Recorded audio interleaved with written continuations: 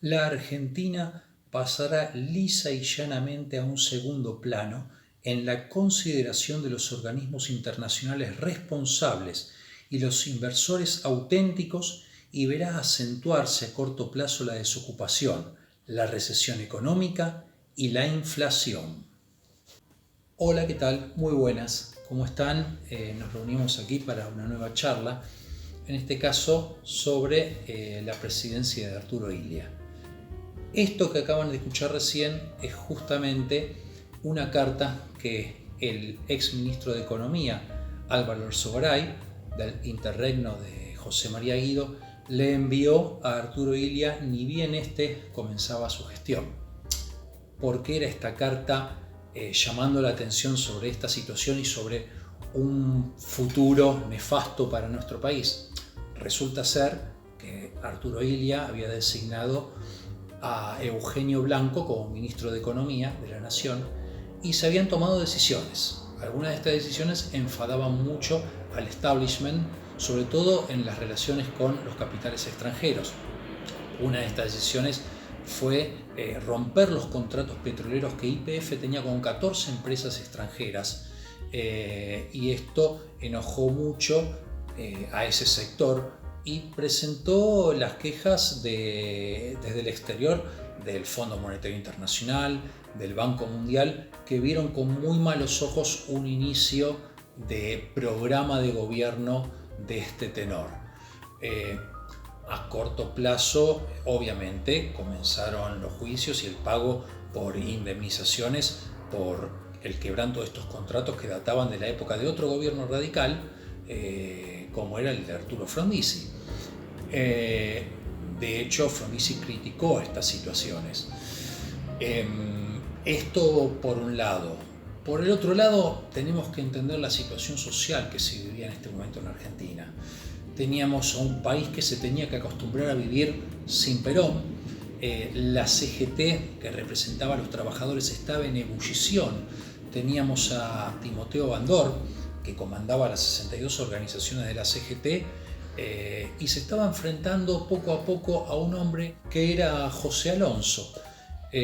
Un José Alonso que en su momento va a comenzar a distanciarse de Bandor, presentando la situación de que Bandor quería hacer un peronismo sin Perón, que quería negociar, estaba dispuesto a negociar constantemente y que si hacía un llamado a huelga era una cuestión solamente para sacar algún porotaje político del momento, algún rédito a su favor.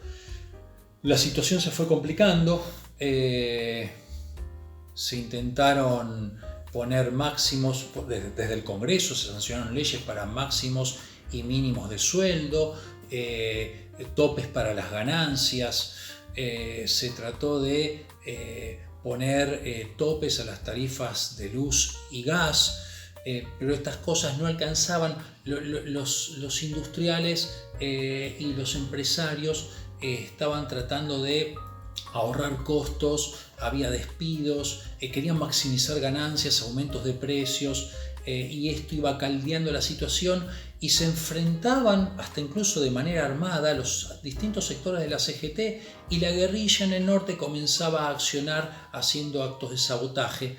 Esto hizo que el ejército comience a murmurar que el gobierno estaba incluso a favor del comunismo. Y para colmo, se trató de frenar un aumento en las tarifas del transporte público que no se pudo hacer y se concretó este aumento de tarifas. Estamos hablando que en un momento la acción de la CGT que elevó la apuesta y se llegaron a tomar más de 11.000 establecimientos industriales, de procesamiento, comerciales, agrícolas. Esto fue muy fuerte y la actitud del presidente de tratar de hacer un llamado a la razón y no actuar a través de la fuerza pública con mano dura, llevó a que los sectores opositores canalizaran esto a su favor, haciendo ver al presidente como un mequetrefe, una persona apática. se hicieron caricaturas de él como el hombre con la paloma en la cabeza, que ni siquiera tenía la vitalidad para sacarse ese pájaro de encima.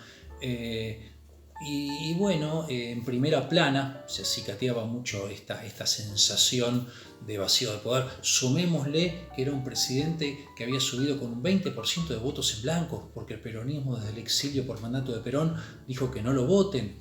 Entonces, todo esto lo iba erosionando constantemente.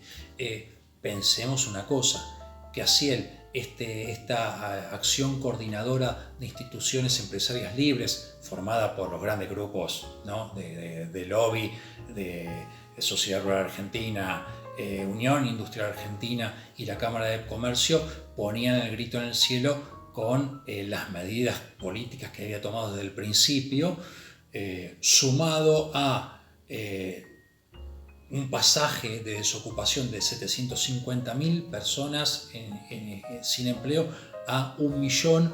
Hoy son cifras que nos parecen mínimas con el desastre que tenemos de desocupación, pobreza, indigencia en nuestro país. Pero para esta época, para un país que tenía pretensiones de aspirar a cosas importantes, era fuerte. Y obviamente apareció quien desde el punto de vista de la oposición iba a ser el salvador, el general Onganía, en contraposición a este hombre que se lo caricaturizaba como el hombre del pájaro, el inactivo, el falto de vitalidad. Onganía era la persona fuerte, que venía del sector del ejército, el hombre que iba a apoyar y a ser garante de la legalidad y a poner orden y armonía al Estado, frente al hombre que en estos dibujos en donde se le trataba de limar el poco prestigio que le quedaba, lo hacían decir, bueno señores, y en una palabra, nada. ¿Sí? Esa nada era una clara demostración de la inacción y el vacío de poder del presidente. Pero bueno, una cosa hay que recordar. La resolución de Naciones Unidas, la 2065, que consiguió Ilia que se votara y se aceptara en favor de la República Argentina, es algo que no hay que despreciar. Por eso es uno de los grandes logros de nuestro gobierno, haber conseguido que se reconociera que el caso de Malvinas no era un caso simple y común de descolonización como planteaba la resolución 1514. ¿Sí? La 2065 dice que este es un caso especial y que los dos países tienen que sentarse a resolverlo, ¿sí? Teniendo en cuenta el interés de los isleños. Y fue aprobado por una amplia mayoría gracias al accionar de un hombre como Bonifacio del Carril. Pero bueno, esto sería tema de otra charla y para la cual seguramente nos estaremos viendo. Adiós, que estén muy bien. Si te gustó el video, dale like, suscríbete y compartilo.